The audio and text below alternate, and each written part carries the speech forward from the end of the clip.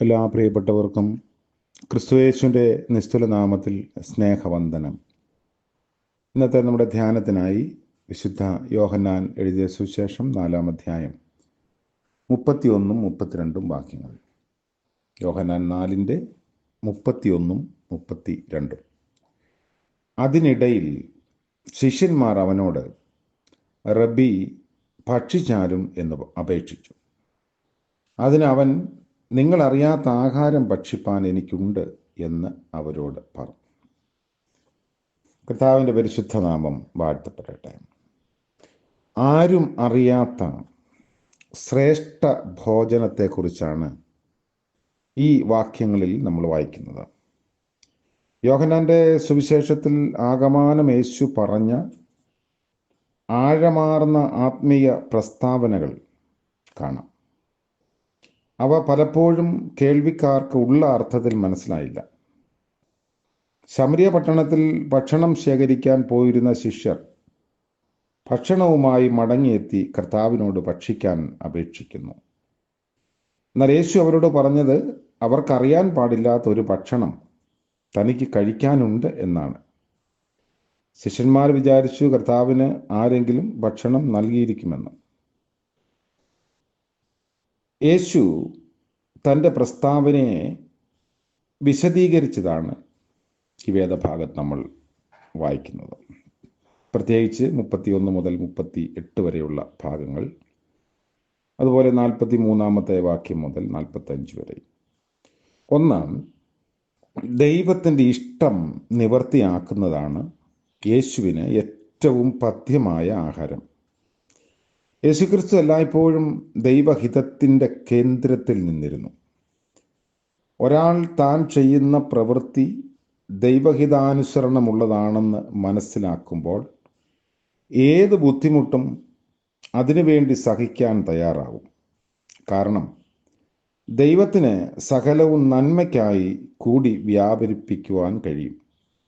ശമരിയക്കാരോടുള്ള തൻ്റെ ഇടപഴകൽ ദൈവഹിതാനുസരണമാകയാൽ അതിനുവേണ്ടി ഭക്ഷണത്തിന് തടസ്സം വരുന്നത് പ്രയാസകരമല്ല.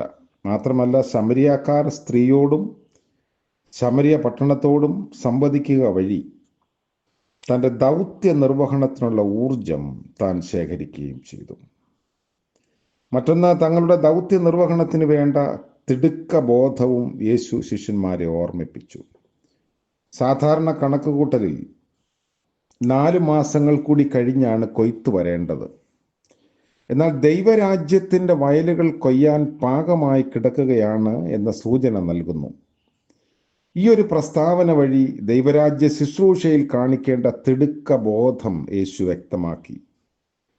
തല പൊക്കി നോക്കുന്നവർക്ക് മാത്രമേ ഉൾച്ചേരലിൻ്റെയും പരിശ്രമത്തിൻ്റെയും ആവശ്യം ബോധ്യമാകുകയുള്ളൂ. നിഷ്ക്രിയരായിരിക്കുന്നവർക്കത് മനസ്സിലാവുകയില്ല. ലോകപ്രകാരം വിളവെടുക്കുന്നവരാണ് സന്തോഷിക്കുന്നത്. എന്നാൽ ദൈവരാജ്യത്തിൽ വിതയ്ക്കുന്നവരും കൊയ്യുന്നവരും ഒരുപോലെ ആർപ്പിടണം. ദൈവരാജ്യ ശുശ്രൂഷകൾ കൂട്ടുപ്രവർത്തനങ്ങളാണ്. വിതയ്ക്കുന്നവരും കൊയ്യുന്നവരും ഒരുപോലെ പ്രാധാന്യമുള്ളവരാണ്. അവരവരുടെ നിയോഗങ്ങൾ വിശ്വസ്തമായി സന്തോഷത്തോടെ ചെയ്യുകയാണ് ആവശ്യം. മറ്റൊന്ന്, 2 ദിവസങ്ങൾക്ക് ശേഷം യേശു ശമരിയ വിട്ട് ഗലീലയിലെത്തി. ഗലീലയിലും യേശുവിന് നല്ല സ്വീകരണമാണ് ലഭിച്ചത്. സാധാരണഗതിയിൽ ഒരു പ്രവാചകനും സ്വന്തം നഗരത്തിൽ സ്വീകാര്യതയില്ല. എന്നാൽ ഗലീലയും കൊയ്ത്തിന് പാകമായ ആത്മീയ വയലാണ്. ഗലീലയിൽ നിന്ന് പെസഹ പെരുന്നാളിൽ പങ്കെടുക്കാനെത്തിയ യഹൂദർ യേശുവിൻ്റെ അത്ഭുത പ്രവൃത്തികൾ കണ്ട് ആവേശഭരിതരായിരുന്നു. ദൈവിക ഉദ്ദേശങ്ങളിൽ പങ്കുചേരേണ്ടതിൻ്റെ ആവശ്യകതയെ വ്യക്തമാക്കിക്കൊണ്ട് അത് ചെയ്യുന്നവർ അനുഭവിക്കുന്ന തൃപ്തിയെക്കുറിച്ച് ഈ വേദഭാഗങ്ങൾ വ്യക്തമാക്കുന്നുണ്ട്. അപ്പോൾ ദൈവരാജ്യ മൂല്യങ്ങൾ ഉള്ളിൽ സ്വാംശീകരിച്ച് ക്രൂശിലൂടെ വെളിപ്പെട്ട ദൈവഹിതത്തിന് അനുസരണമായി പ്രവർത്തിക്കുന്നതിൻ്റെ ആത്മസന്തോഷം നമ്മൾ അനുഭവിക്കുന്നുണ്ടോ എന്ന ഒരു ചോദ്യമുയരുന്നു. നമ്മുടെ നിയോഗങ്ങളിൽ കരഞ്ഞ് നെടുവീർപ്പിട്ട് വിതയ്ക്കുന്നത് ഉള്ളിലുള്ള നിയോഗബോധ്യത്തിൻ്റെ ആർപ്പോടുകൂടെയാണോ? ഗലീലക്കാർ തങ്ങളുടെ ഇടയിൽ എഴുന്നേറ്റ പ്രവാചകനെ മാനിച്ചതുപോലെ നമുക്ക് വ്യക്തികളുടെ പശ്ചാത്തലത്തിനപ്പുറം അവരുടെ ഉൾക്കാമ്പിൻ്റെ അടിസ്ഥാനത്തിൽ മാനിക്കാൻ കഴിയുമോ? ഉൾച്ചേരലിൻ്റെ സന്തോഷം നമുക്ക് അനുഭവ വേദ്യമാണോ എന്നീ വിശകലനങ്ങൾ വേദപുസ്തക ഭാഗത്തിൻ്റെ അടിസ്ഥാനത്തിൽ നമുക്ക് തന്നെ ഒന്ന് വിലയിരുത്തേണ്ടി വരും.